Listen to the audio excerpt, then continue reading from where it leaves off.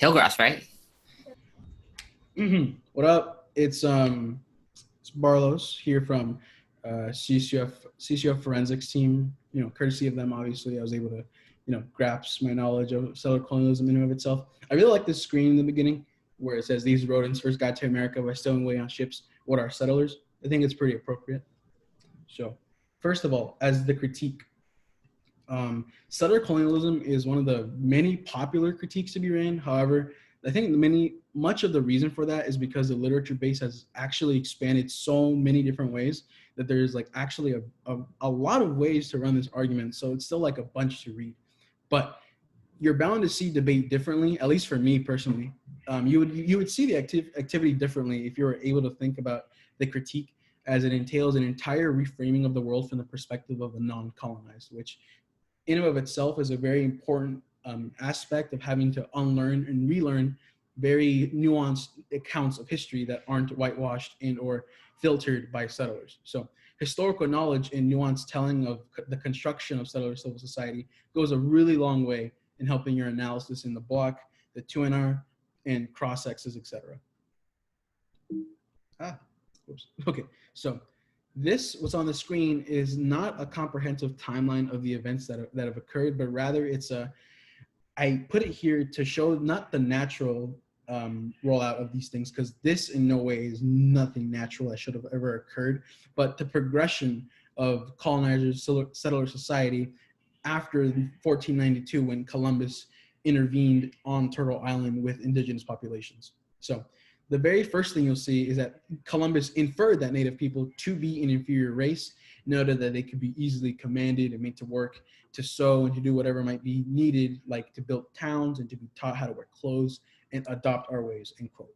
Those logics became the seeds for colonization and the tentacles of various modes of violence that we see now, like immigration, ideas of legitimate citizenry on stolen land. In 1546, we'll see new laws that bar Indian enslavement were repealed at the insistence of New World colonists who developed society and economy dependent on slave labor. So the demands of the New World were also dependent on the slave labor that Indians brought towards colonizers at the time. So in 1614, the Mayflower arrived at Plymouth to found the first colony and then in 1637, first reservations established by Puritans in New Haven, Connecticut, or what would become New Haven, Connecticut. Later in 1709, a slave market was erected at the foot of Wall Street, and here, Africans and Indians, men, women, and children were daily declared the property of the highest cash bidder. Later, which accelerated the very big and sustaining economy of slave labor. 1763, the Treaty of Paris ends the French and Indian War, and in 1789, the Indian Commerce Clause of the Constitution is added, stating that Congress shall have power to regulate commerce with foreign nations and among several states with the Indian tribes. This clause is generally seen as the principal basis of the federal government's broad power over Indians. So the idea that the federal government at the time can have the ability to meddle in affairs of indigenous populations and to establish what is and is not illegal for indigenous populations was what allowed more advanced progressive ways that genocide occurred. In 1817, Congress passed the Indian Country Crimes Act, which provided for federal jurisdiction over crimes between non-Indians and Indians and maintained exclusive tribal jurisdiction of all Indian crimes. And on 1830, April 7th, President Andrew Jackson submitted a bill to Congress calling for the removal of tribes in the east to lands west of the Mississippi. On May 28th, the Indian Removal Act was passed, and from 1830 to 1840, thousands of Native Americans were forcibly removed. The link at the bottom is a very longer and extensive list for how these events have played out, and a good read of those, a solid scanning of that list can provide a lot more context for how colonization happened versus like very whitewashed like history textbooks that you might have read in 7th, 8th, 9th, 10th, 11th grade.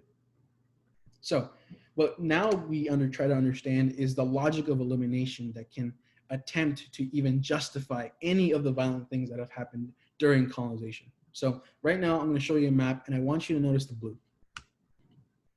So on that blue was or is to be, become United States of America. Not thankfully, but the way that the United States has been carved in relation to the border of Canada and the border of Mexico meant that everything in between was land to be staked upon, meaning that that land had became a source for colonizer either influence or extraction.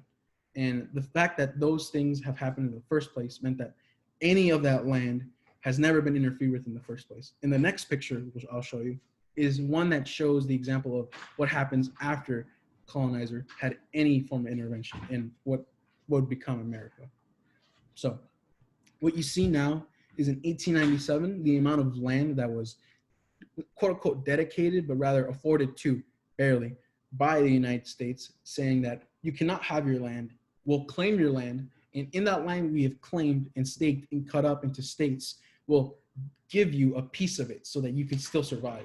What happens then is that it normalizes the idea that that land can be taken or given away or claimed by another entity such as the United States.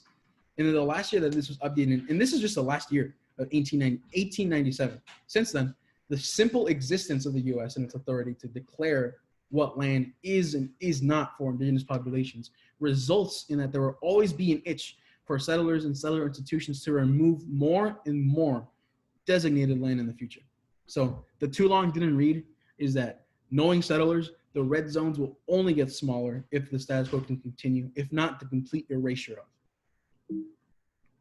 Okay, so now we have to go to this portion of understanding what the logical elimination is, not just as a physical manifestation of the removal of land, but what does it mean to eliminate? So for there to be land to be settled upon, i.e. the act of colonizing, there must be an accompanying scarcity and cleansing of the land of its resources and people. The land was then cleared of its indigenous populations, which you are then allowed legally to and financially incentivized to murder and scalp any and every person who at the time wasn't a colonizer for the simple act of reducing numbers. The land was then justified by ideas of being conquered, which thanks to some white person's audacious self-declaring God-given right over the land and manifest destiny type whatever, they thought that they can then cut up and map out the land for colonizers to ease their own traversal and to distinctly claim different pieces of that land.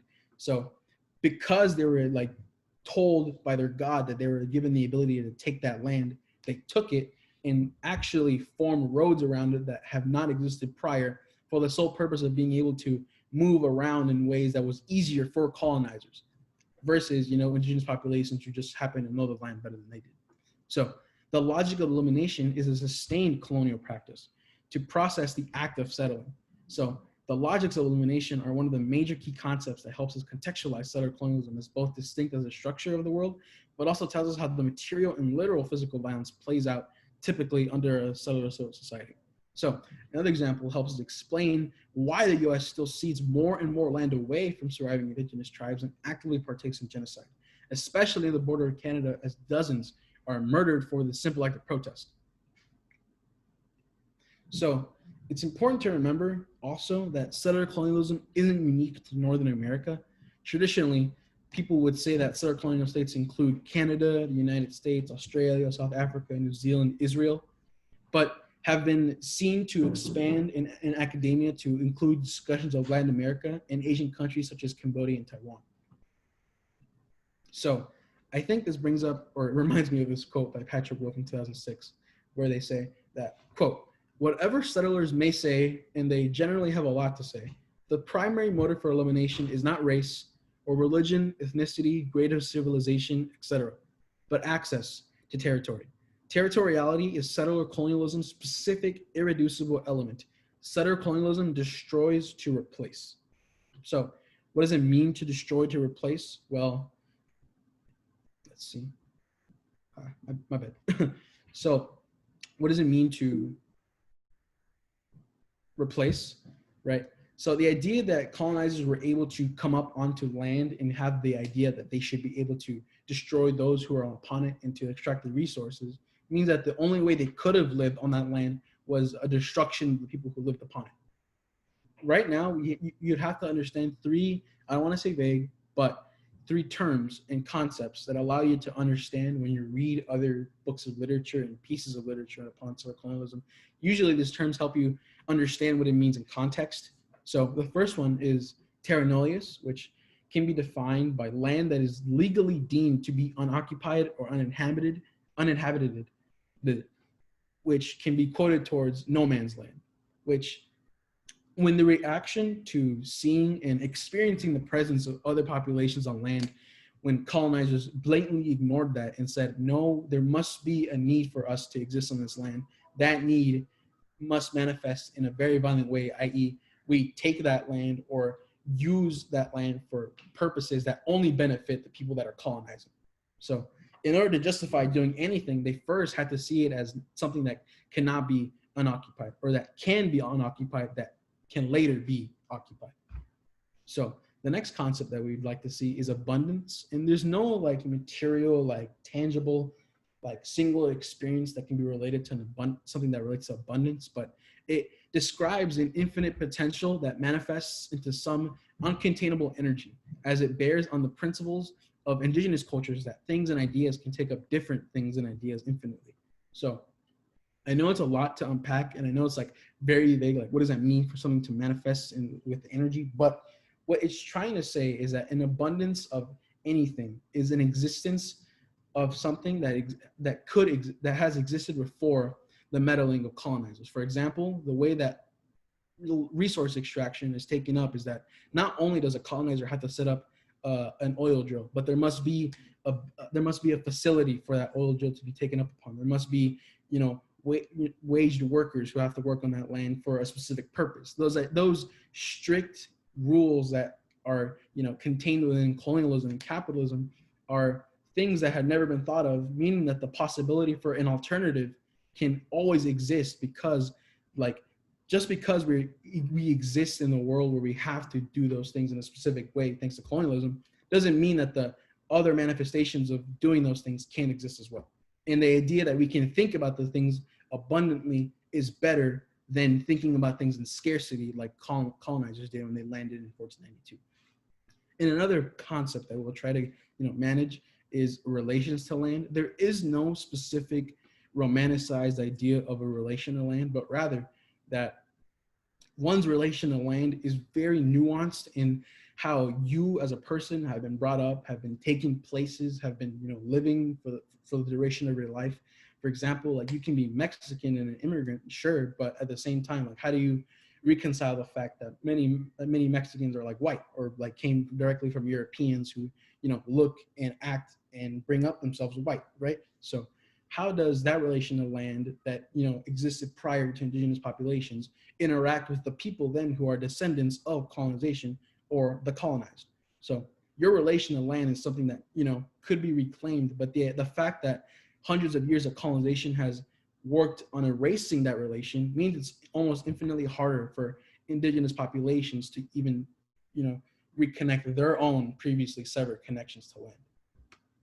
On the right, I included a few books and PDFs that I think are very instrumental to understanding how decolonization works, settler colonialism works, and the ways that we can interact with the resistant part of ongoing settlement. So with Tuck and Yang's decolonization is not a metaphor, you are able to experience the thought process behind trying to see what a world without colonization looks like, and the processes in which you engage thinking about decolonization is very important, as in you cannot let yourself be trapped in the idea of those processes being not material. The whole point of settler colonialism studies is that it's a very material like research and analysis of how things have happened in the first place. Therefore, the response for decolonization must also not be a metaphor. With the next book, reading Settler Colonialism as a Structure as a Framework for Comparative Studies of U.S. Race and Gender Formation, talks about how governments had to create categories for people to serve on colonies, whether it be the colonizer or the colonized, which would in turn be dehumanized and made less than human, which then evolved into ideas of race and gender formation, i.e. how they needed to be a servant class and how that servant class would usually be,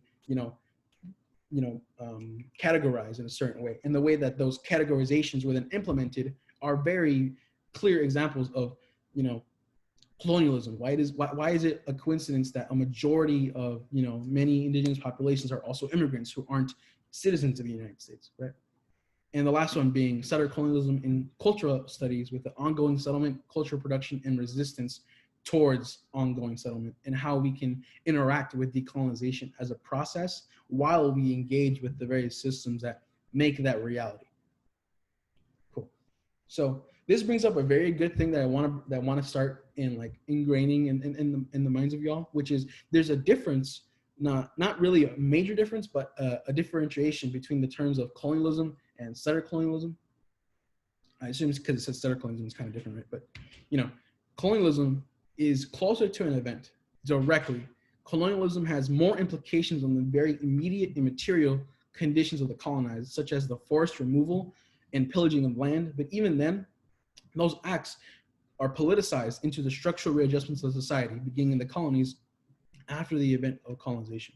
So like, it wasn't just an act of killing indigenous peoples and stealing their land. It was the creation of laws that allowed people to become vigilantes, to kill indigenous peoples, to steal land, and then make the apparatus of private property to give their own claim to that land, right?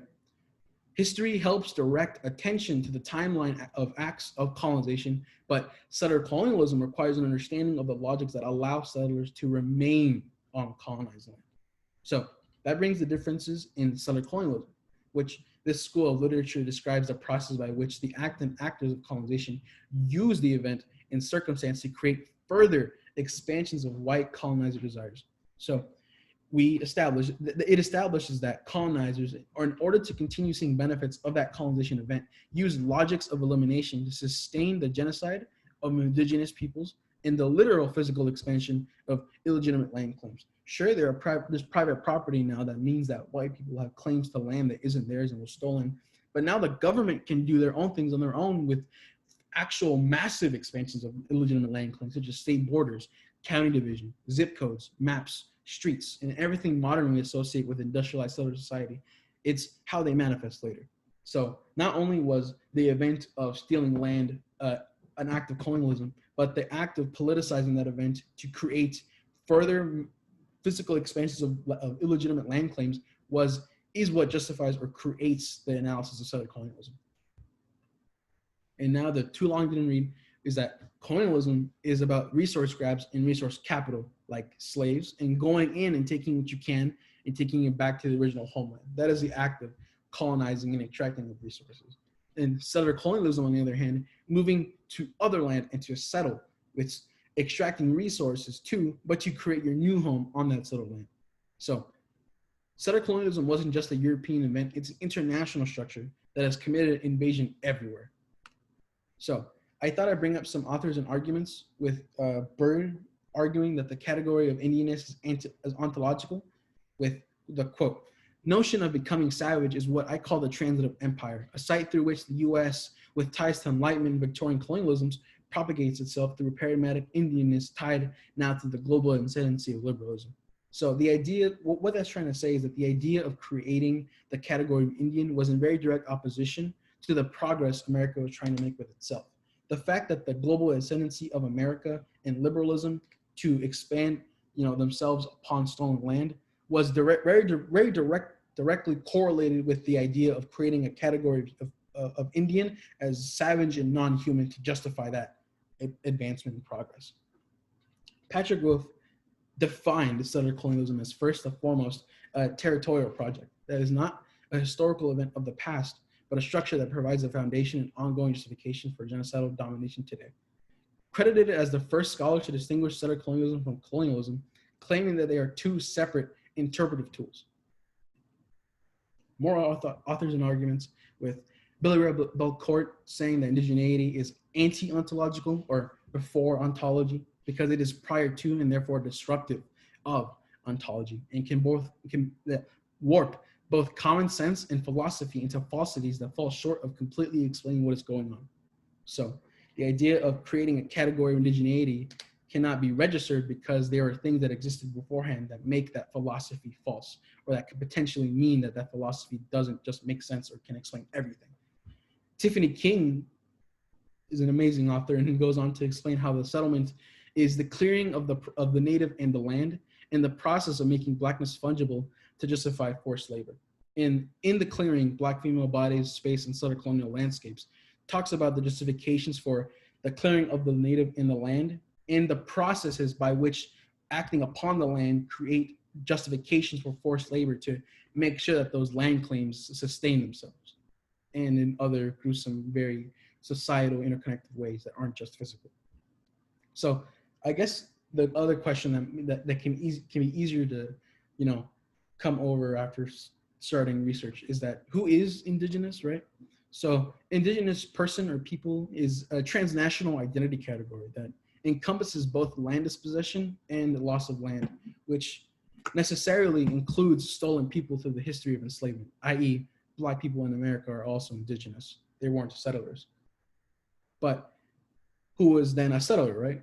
So a settler as a rhetorical figure that designates the colonizers who desire permanent emplacement on native land. Settlers naturalize their presence on native land as rightful and lawful to make conquest appear settled, inevitable, and incontestable. So a settler is one that would naturalize their ability to be able to be on land. When that naturalization happens, it manifests in ways like manifest destiny. Why are you on stolen land? Because God told me it was my right to. Well, if God told me it was my right to, then it's inevitable. And the fact that I am settled means that I'm staying here, and that my private property laws means you can't contest that. So there are webs and webs and webs and webs of ways that settlers use their own like formulated power to justify the things they do. They create governments that justify their laws. They create laws that are enforced by police. The police are funded by businesses and people who have land that was stolen. Like those things are all interconnected regardless. And the fact that they can work in that coalition to make those things happen makes conquest appear, like that for settlers and only for settlers. So the other thing is that colonizer activity isn't just limited to white people. How many brown people were sitting behind military computers to make up the most efficient ways to kill in Afghanistan or in different wars? How many colonized peoples voted for Trump or work for federal and state governments or become landlords or hire, underpay, and then fire other colonized peoples, right? You have to use this analysis to be critical of the soft left AFs or AFs that help or claim to help indigenous populations by claiming to solve for poverty or racism or what usually is a single material aspect of life under settler society, such as food access or healthcare. But said things are not enough to fundamentally change the way the world operates to avoid the conditions that allow settlers to colonize in the first place, right? And AF can talk about giving food access to everybody and everyone having, equitable access to, not being a food desert or to be taken out of a food desert. But if you steal food from that store, the police will still be there to arrest you, right? Or that store will still be on stolen land. Like those things cannot be untangled by a single material aspect or action or AF claim. More authors and arguments, which now will transition into the alternative part of this discussion, with Paperson arguing that, quote, people are arranged, raced, classed, gendered, sexualized, disabled, illegalized into triadic relations to land. The settler, whose power lies in shaping the land into his wealth, the indigenous inhabitant who claims to land must be extinguished, and the chattel slave who must be kept landless. So the idea that there is a settler who has the ability to have land that creates resources means that that land must also be not accompanied or occupied by indigenous peoples who obviously were there before. And there must be people on that land who are landless, i.e. the chattel slave, who can work on that land to create resources. And then Michael Yellowbird, who we talked about earlier, which we'll get into now, offers a twofold definition of decolonization, both as an event and as a process that you must undertake, which establishes the tenets by which decolonization can go through. So the incorporation of land into the discussion of power dynamics and structures further highlights the relation between that same land and liberation from settler colonialism and racial capitalism under it. The example being that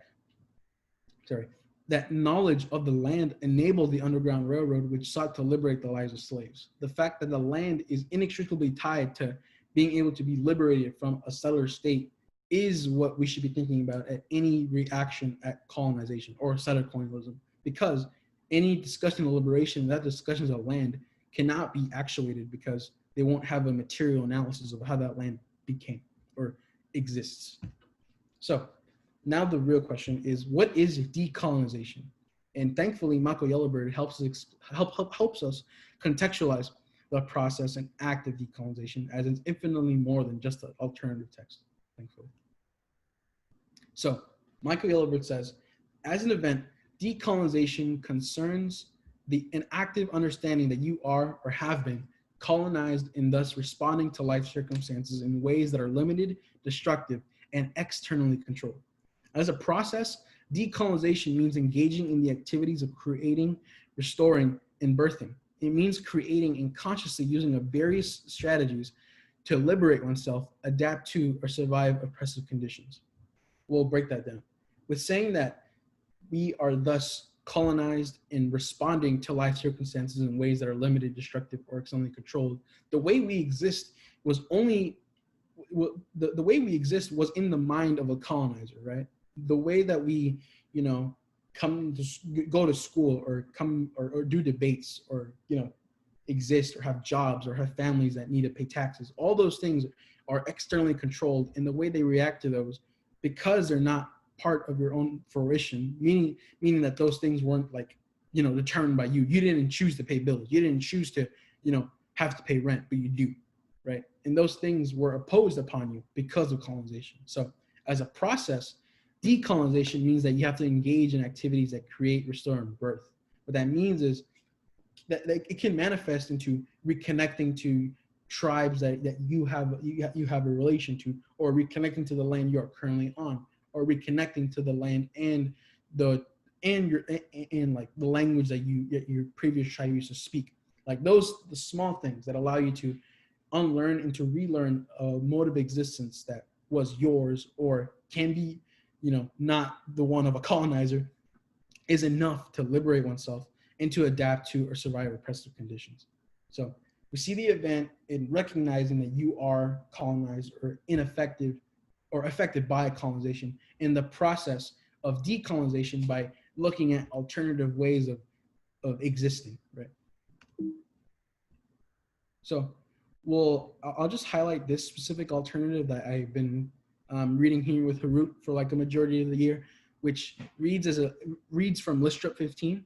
The tag is, we offer a delinking of the 1AC's colonial pedagogy in the style of the Zapatista theoretical revolution, a process, a removal from in disobedience towards modern colonial logics, and a restoration of economies, ecology, ecosystems managed from the bottom up that move toward action of politicized agency. So what that means is, you don't say something like burn it all down and then justify it in cross-ex by saying we burn it all down or something like that, but rather that the process of burning it all down means that you need a process to remove oneself from the logics that, allow us to be, goal-oriented or capitalist or very colonial in the way we engage revolutionary action or things such as an alternative. What the card then reads is that the Zapatista theoretical revolution in and of itself is a modeling after actual real life Zapatistas who use their power to delink from the state at several levels, which includes land security, agriculture, and education, in that there are different ways to model oneself after. For example, you can have schools that teach anti-colonial narratives that are good counter narratives to understand how the world has become, versus very whitewashed, white filtered historical accounts of what things have happened by white people in history textbooks. Like those things must be separated, and once recognized as separate, must be interacted in a different way from now on. You cannot, claim to do that in a decolonial sense and still try to engage the very, very whitewashed ways that have existed beforehand, because then it would just be you playing around with the idea that you can still sustain colonialism. You can't. So the 1NC and the 2NC. So functions of the argument in a very broad and basic sense is that the 1NC, you can definitely always probably have your go-to generic link, which can be something as presumptuous as the AF uses the state apparatus to legitimize their actions, the plan on stolen land. Well, the idea that this upcoming resolution, that it can be police reform or the way you can change a method of policing, is number one, not just too late because you've already been able to vigilantalize a lot of white people because they think they're obligated this land because they're white, but also that the state's even the state's involvement in the alternative or the affirmative is enough to legitimize your own reaction to it, which is, why would we do that? Let's not. We should have an other alternative method of being able to interact with the impact or the harm in the 1AC. So the impact, little tip, don't feel inclined to have an impact card. If your links should be efficient to explain the harms of the 1AC regardless, but the inclination to use a card for evidence of a link isn't supreme debate law. If you don't need a card, that's just as cool. But what really helps in that situation, and I think if you don't have this, then I guess it's comfortable to use a card. But if you can have historical analysis that allows you to bring links and connections to how things have worked. For example, police reform now is the same or anecdotal to, the Commerce Clause that has to regulate how indigenous Indian populations are prosecuted, then those things can be interacted with and analyzed in a way that in the debate, which when you talk about it, you would be wasting time reading an impact card because you've already done the link work and you've already isolated what the impact is for the debate. And the alternative in the 1NC. You should customize the alternative, obviously, through each round, but finding the best method means that you do these things all at once or independently, which is one, solves the AF, and provides a competitive stance away from the AF to solve the same harms or offers. So the idea is that the alternative should either A, solve the AF, or B, be competitive enough as a idea or method or actualization of decolonization away from the AF that doing what the alternative does is better than sustaining the status quo with the affirmative. And you can justify it by saying, well, the AF literally cannot do anything. The reading or the muttering of the 1AC is only a continuing of the status quo. Therefore, any removal from that process is good. So the 2NC, I linked below this college debate by Georgetown KL and Cal MS. I'll send it to Harout, and hopefully we'll send it to y'all later in your all Slack. But it's a really good debate, which I really would like for everyone here. If you're really into wanting to debate this argument, y'all should watch this and just watch the 1NC. For the 2NC, model or try to see what they did, which is going for one of the links and making sure that the extensions are present in the 2NC 1NR for consistency in the 2NR later, because your ability to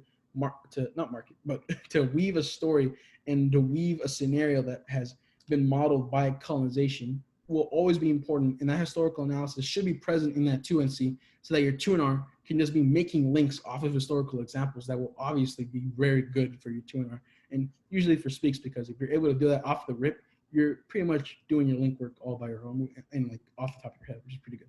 So the other way you can also spin this is the floating pick option, which we would say that the alternative 100% guarantees without fault solving the rest of the AF and voting negative to solve AF's impacts, which number one can probably be seen like a lot better, because if there is a term for how policing reform can happen, then the alternative as a floating pick can be an interpretation of abolition, or the idea of removing any form of policing involved for community alternatives or alternatives that serve within tribal nations that can, intervene on their own and autonomously rather than intervention from a separate institution like the federal government. So there's also another debate that I want you to watch. It's Kentucky BT, infamous, versus OUJS. And the performance in the 1NC is a very good example of why you should have different forms of arguments at the ready. And if you don't, before a tournament, have a performance that you want to read performed or have prepped, and have a scenario for when you would read that AF. Having it ready is good enough to not just keep other debaters on their toes, but also to expand your literature base and argument base, because you'd be able to then, have those things as options now. You're not just forced to read a 1NC 3-4 cards, but also you can read a large like slam poem about something that is very important to the manifestation of the 1AC's plan or logics. But the fact that you can perform it means that you can have those options, and the fact that you do have those options means that you're pretty much guaranteed a solid start at least to the round. So more examples versus chaos and versus popular policy. Versus chaos, we have made discussions of ontological positions of indigenous existence. What you would do then in these debates would be to offer a competing frame of the world. For example, if there is a discussion of, capitalism and anti-capitalism as a structure for creating an advocacy, the alternative would be a competing frame of the world that focuses on the position of indigeneity in creating the triad of landless, those whose land were stolen, and those who extract wealth, and not just those who extract wealth, allows for a better way to view the world that the judge should prefer, and then you would solve more things in the end. Versus popular policy, this is very, very easy to see. Sometimes when you get far enough in the discussions and knowing of what links you'd go for, versus like big stick write-ups, the links just like blow up everywhere. They're legitimately almost in every section of that app, which usually come down to extinction rhetoric, psychic violence, i.e., the bringing up of nuclear war in debates, and just the existence of the cellular institution. With going for USFG bad, it's not the best, but can supplement your links in the 2NR. USFG bad, which makes it worse for the app. You can see examples of these with the NDT 2018 round double octos app versus OUJS versus Cornell KR, and NDT 2018 round 8 with Cornell KR versus neg OUJS, and peep that timestamp with 4424 for 1AC cross-sex for how you should be setting up your questions for wanting to get into a debate about cellular colonialism, and how you should be able to think about those questions before you even say it. So 2NC goodies or 2NR goodies that could be helpful.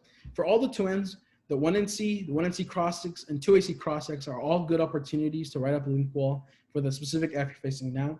When running a K, especially for the one-off strats, the 2NC is your chance to do multiple things, which are develop new links, which can be easily done if you bring up an historical example that allows you to integrate other analysis that you didn't think you had before. Re-articulate your alternative. For example, if you read a card, you should be able to articulate what that means in reaction to the debate you're having in that round, and lay down disads on every single flow.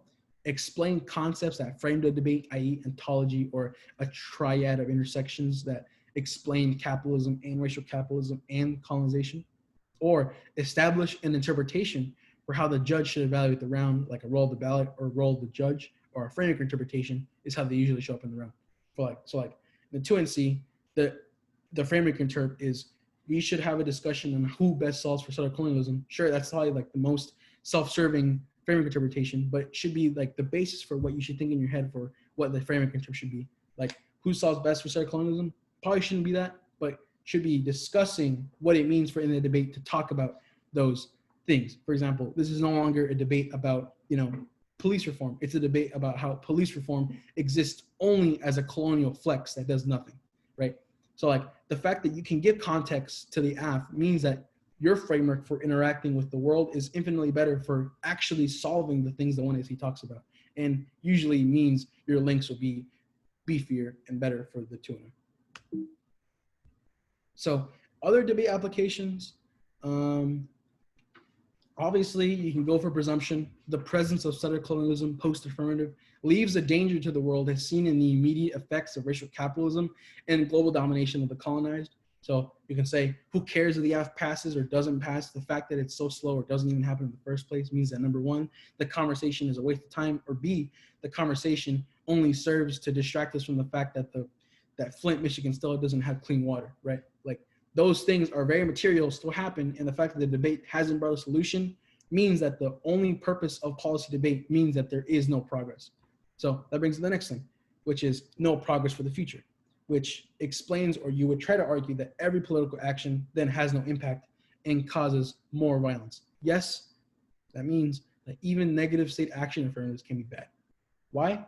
Why isn't an app that removes application of the state not good? Well, the fact that a state has the ability to just go back on something, like being able to, determine what is and is not land for natives, is something that can be seen as good because it's the removal of that ability. But the fact that they have the ability to remove that means that they have the ability to like parade it around you. They can be like, well, why do you care so much? I gave you back your land. Like, no, those aren't like those are just recognitions.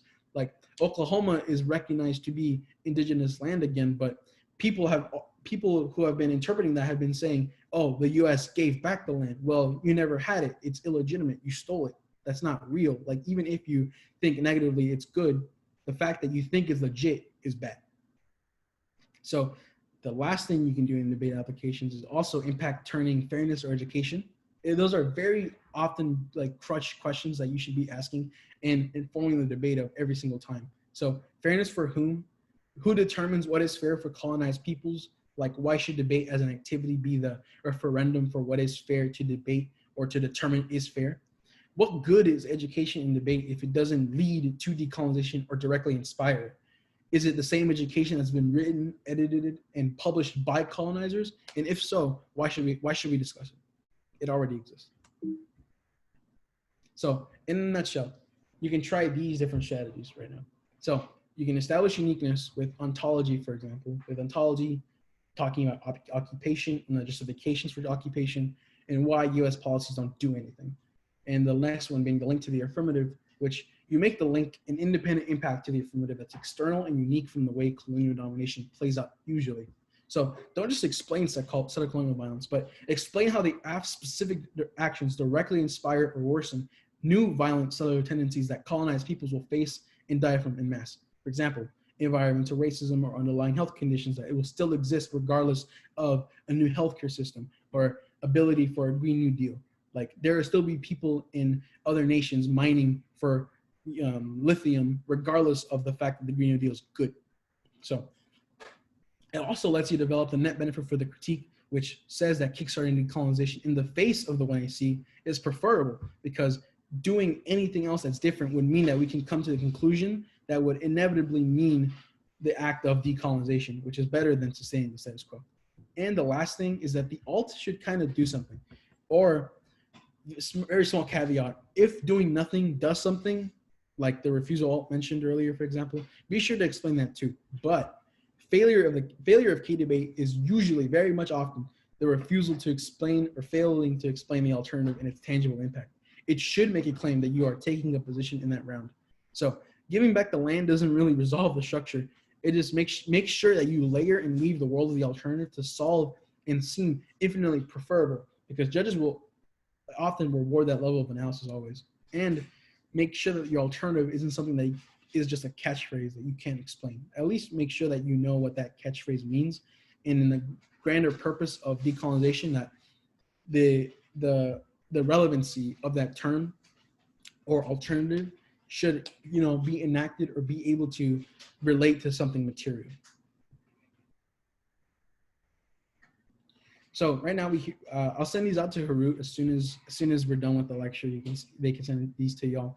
With Settler Colonial Studies, a studies blog, a critical ethnic studies journal, an international journal of critical indigenous studies, the Black Land Project and Black Land Project Deck, which are very, very, very cool and very cool informative resources, and this web viewer app at the very bottom that shows you the map and timeline of land that was not only indigenous land of Turtle Island, but also how that land shrunk as time went on. So yeah, that should be the presentation. Ooh.